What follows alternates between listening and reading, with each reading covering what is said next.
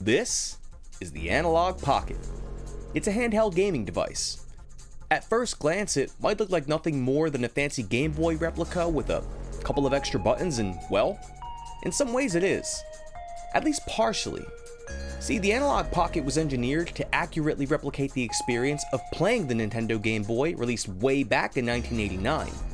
Only this time, it sports a few new bells and whistles, allowing you to preserve the past while experiencing these games in a whole new light, both figuratively and literally.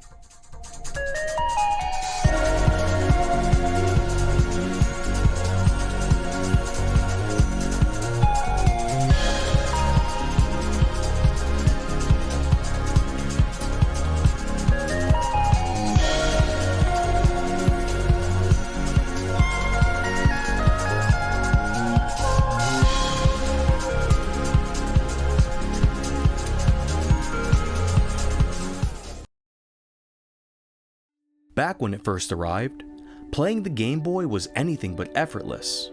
It was more practice and improvisation. You clipped on a light that barely did the job or tilted the screen just right to catch the glow of a lamp. On late night car rides, you timed your moves with passing streetlights, stealing just a few more seconds of gameplay. Sometimes, you even defied your parents, sneaking in one last game when you should have been asleep.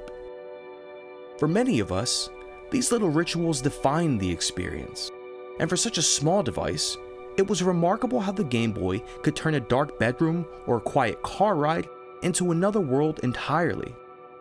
Today, the Game Boy stands as a cultural artifact, a portal into personal history and shared generational memory.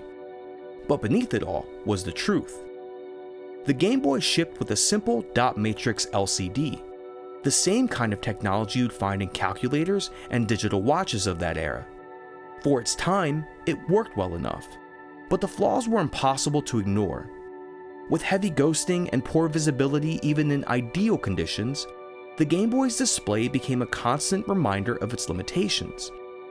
By comparison, the competition should have had Nintendo beat.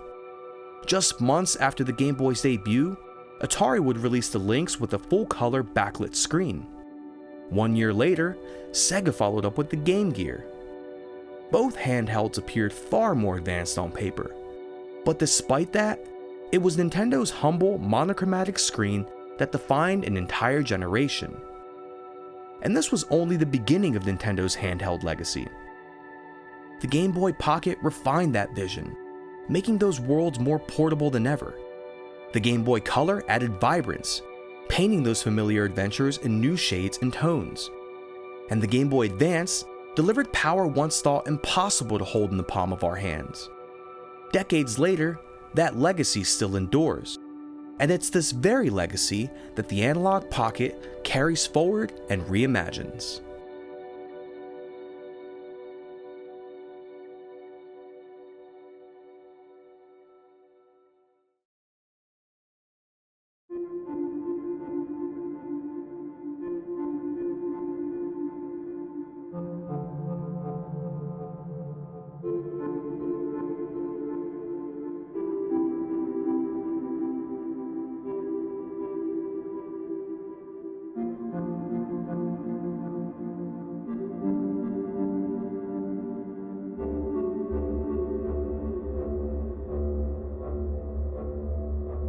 At its heart is a 1600 by 1440 display, a 10 by 9 panel with exactly 10 times the resolution of the original Game Boy. Sharp and bright, yet true to the original. Faithful, down to the DMG's subtle grid and on-screen motion.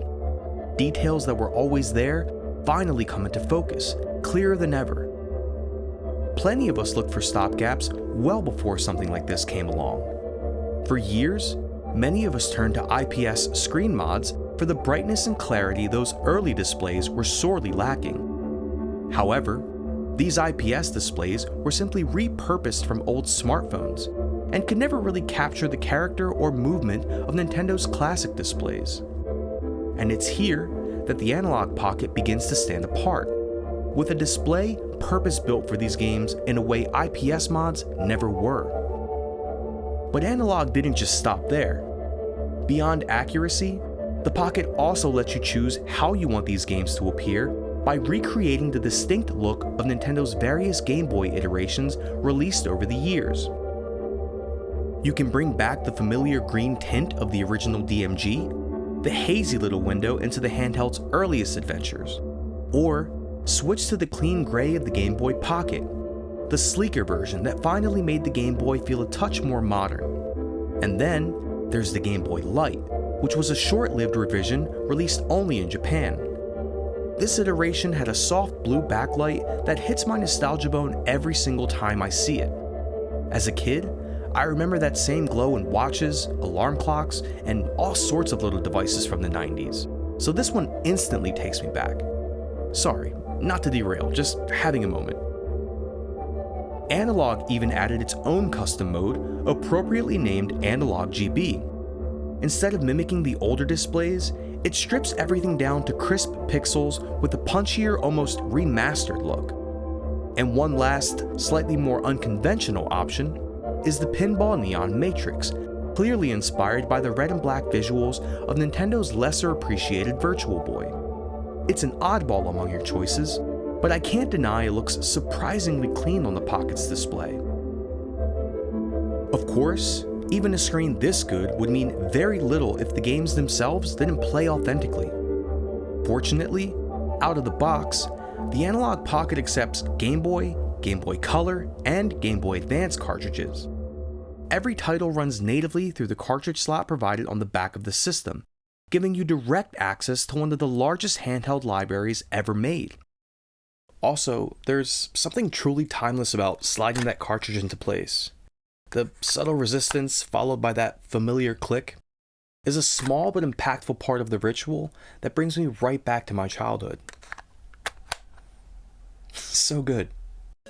Better still is that each cartridge activates its own display profile with unique modes also available for Game Boy Color and Game Boy Advance, both created to also reflect the character of their original hardware.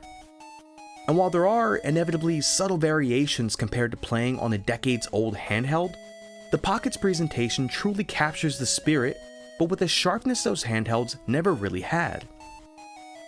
Analogue also sells adapters that expand the Pocket beyond the Game Boy line and into other handheld systems. Sega's Game Gear is most notable here, remembered as much for its full-color screen as it was for the way it devoured batteries.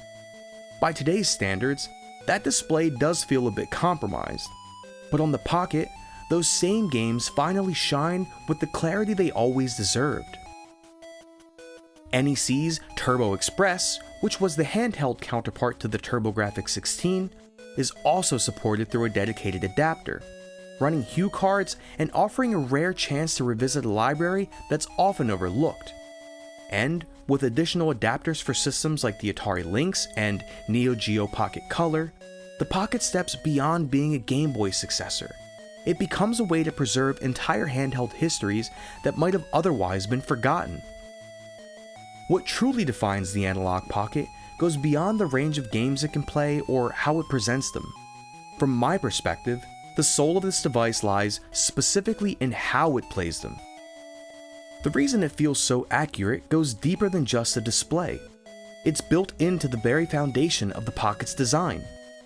Instead of running games through traditional software emulation like you'd find on a PC or a budget handheld, the Pocket is powered by FPGA technology. At its core, FPGA, short for Field Programmable Gate Array, is a specialized chip that can be programmed to mimic the circuitry of older hardware. This is why timing, behavior, and minute details of those legacy systems line up so closely.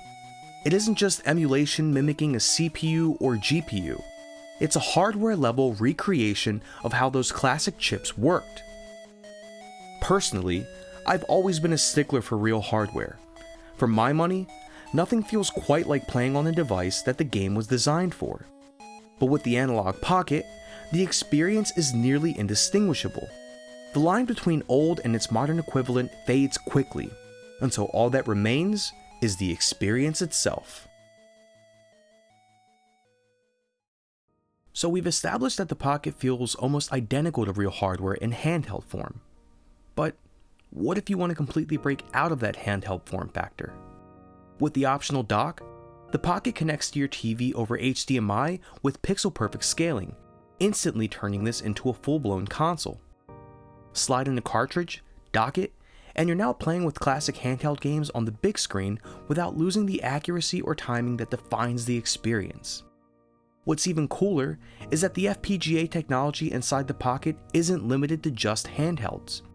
Additional cores provided by the community extend support to classic consoles like the Nintendo Entertainment System, Super Nintendo, and Sega Genesis, each one also running with hardware-level accuracy. Pair the Pocket with a RetroTink, as I covered in my previous video, and you're now sitting in retro heaven with a setup that lets you fine-tune every visual detail with incredible flexibility. With accuracy this sharp, every game feels exactly as it should. Equally essential to our nostalgic experience were the controllers themselves, which carried the identity of each system in their own right. And thanks to a recent firmware update, the Analogue dock now supports Nintendo's Switch Online controllers natively. Playing the classics with controllers modeled as they were in our formative years brings back a piece of the soul that's often missing with traditional emulation. It may sound like a small addition, but in practice it ties everything together. The accuracy of the Pocket, the games themselves, and the way we remember holding them in our hands. Now, I want to be clear. The Analogue Pocket isn't perfect. The shoulder buttons are a bit soft, the cartridges sit a little too exposed for my liking, and the D-pad can sometimes be inaccurate. But none of that outweighs what the Pocket delivers. The feeling of a small and simple device that could, for a moment, transport you somewhere else entirely. This is hands down the best way to experience Game Boy titles today, and its flexibility across multiple systems makes it far more than a nostalgia piece. It preserves the soul of handheld gaming, gives it a place in the present, and secures it for the future. Unlike consoles tethered to living rooms, handhelds were ours alone, tucked into backpacks, played under covers, and carried through childhood like a secret world in your pocket. And that's what the Analogue Pocket restores. Whether you grew up with these games or you're rediscovering them for the first time, the Pocket is the definitive way to play.